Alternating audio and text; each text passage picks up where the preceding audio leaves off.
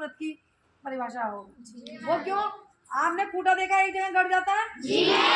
उसके बाद उसके जो गले में रस्सी होती है और वो उतनी दूरी तक गोल गोल घूम लेता है सब जगह, है ना, घूम लेता है ना जी। वो आकृति कौन सी बनाता है? क्या बनाता है? उसके लिए देखो आपको मैं एक यहाँ पर यही करके दिखा देती हूँ। मान लीजिए अब थोड़े से बच्चे उठ के आ जाएंगे, ठीक है, आ जाएंगे, आ जाओ जरा वही साहिल और आगे। हाँ ये थोड़ी कुर्सी पीछे आगे इससे बिल आगे ऐसे और आगे आगे। मैं यहाँ पर बीच में खड़ी हूँ जी। मैं क्या हुई? केंद्र। और ये जो हाथ की दूरी हुई, इस हाथ की दूरी पे देखो ये सब बच्चे इकट्ठे हैं जी मैम। सबको टच हो रहा ना जी मैम। तो इससे गोल गोल घूमने से देखो कौन सी आकृति बनी? क्या बनी? व्रत। और मैं क्या हुई? क्या हुई?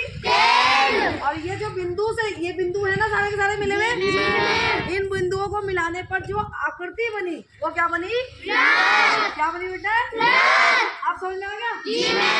जो भैंस या गाय मुट्ठे से बनती है उसमें एक रस्सी बांध देते हैं तो वो केवल एक गोल आकृति में घूमती रहती है, घूमती रहती है ना, उसका एक दायरा बन जाता है। तो वो जो जिस आकृति में घूमती है उसको क्या कहते हैं? क्या कहते हैं? देखिए ये व्रत का एक पीएलएम बनाया गया है। ये क्या है?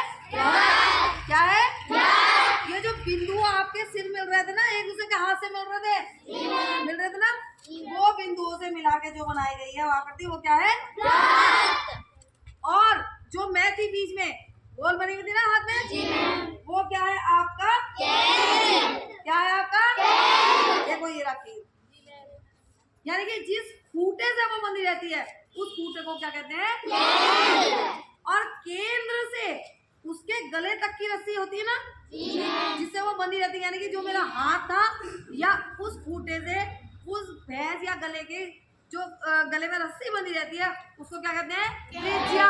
क्या कहते हैं? क्या कहते हैं?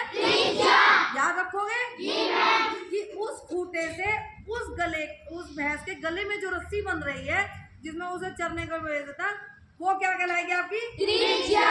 क्या कहलाएगी? त्रिज्या। देखिए त्रिज्या का चित्र ये है आपके लिए, ये रहा, ये केंद्र है जी मैम। इसके परिधि पर इसकी परिभाषा क्या होगी? किसी बिंदु को केंद्र मानकर उसकी परिधि पर डाला गया लंब त्रिज्या क्या कहलाता है? लेकिन आपको चित्र में समझाने के लिए मैंने आपको बता दिया कि जो मेरे हाथ की दूरी थी इन तक ये जो दूरी थी वो क्या कहलाई? त्रिज्या कहलाई। क्या कहलाई? त्रिज्या। यानी कि उस खूंटे से उसके गले तक की दूरी क्या कहलाई? त्रिज्या। क्या कहलाई? त्रिज्या।